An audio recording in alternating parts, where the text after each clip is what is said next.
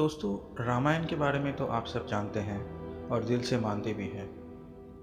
लेकिन आज मैं आपको रामायण के बारे में 6 ऐसे फैक्ट्स बताऊंगा जो कि बहुत कम लोग जानते हैं। हेलो फ्रेंड्स, मेरा नाम है राकेश और आप देख रहे हैं Vicky facts. So let's get started. Hanuman का पुत्र। सीता से मिलने के बाद हनुमान ने रावण के राज्य को अपनी जलती हुई पूंछ से आग लगाई थी।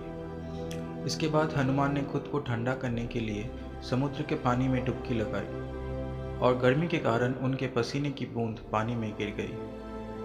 कुछ लोग ऐसा भी कहते हैं कि ये उनका प्रजनन द्रव था।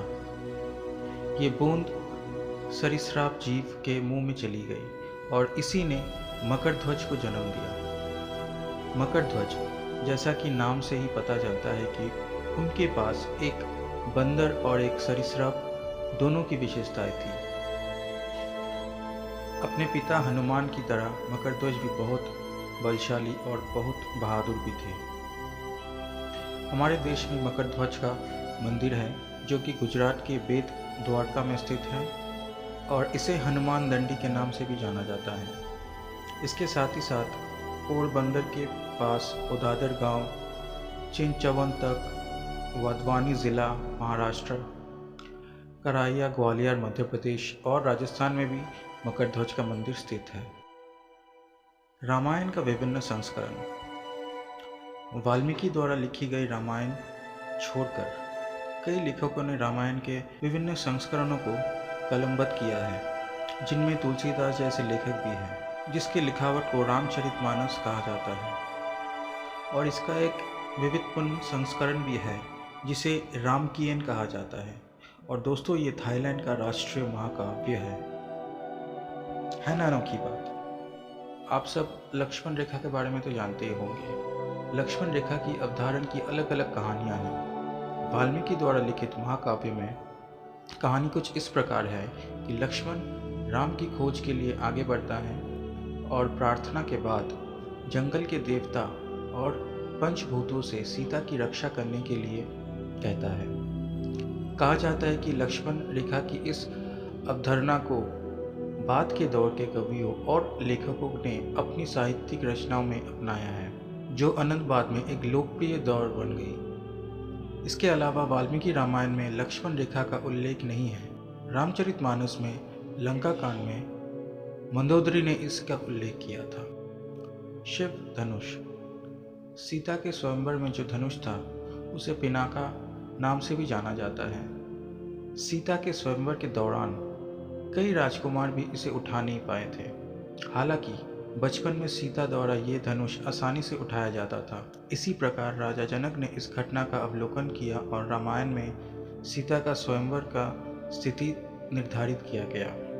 बाद में भगवान राम ने न केवल धनुष को उठाया पर बांधने के चक्कर में धनुष को तोड़ भी दिया था। रावण और कुंभकर्ण। ये दोनों नाम हम सबको बहुत अच्छी तरह पता है,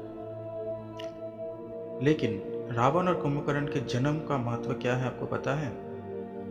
रामायण के खलनायक रावण और कुंभकर्ण भगवान विष्णु की दुनिया के द्वारपाल, जया और विजय के अवतार माने जाते हैं। ऐसा कहा जाता है कि उनके अपमानजनक व्यवहार के कारण उन्हें भगवान विष्णु की दुनिया में प्रवेश करने से मना कर दिया गया था और ब्रह्मा के पुत्र कुमार द्वारा पृथ्वी पर जन्म लेने का श्राप भी मिला था।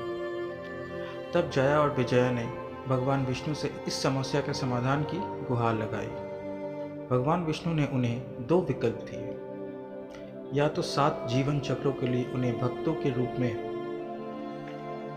या 3 जीवन चक्र तक उनके शत्रु के रूप में जीना होगा। जया और विजया ने 3 जन्म चक्र को चुना क्योंकि इससे अपने उन्हें भगवान से 4 जीवन वर्ष कम दूर रहना पड़ेगा। देवी सीता राजा जनक की अपनी बेटी नहीं थी। वो भूमि देवी की घर पैदा हुई थी और राजा जनक द्वारा उन्हें पूजा के एक भाग के रूप में धरती में लाया गया था। राजा जनक पूजा के एक नियम अनुसार मिट्टी खोद रहे थे और तभी उन्हें सीता मिली थी और उन्होंने सीता को भूमि देवी का आशीर्वाद मानते हुए अपनी बेटी की तरह पालना शुरू किया और उनका ख्याल रखा।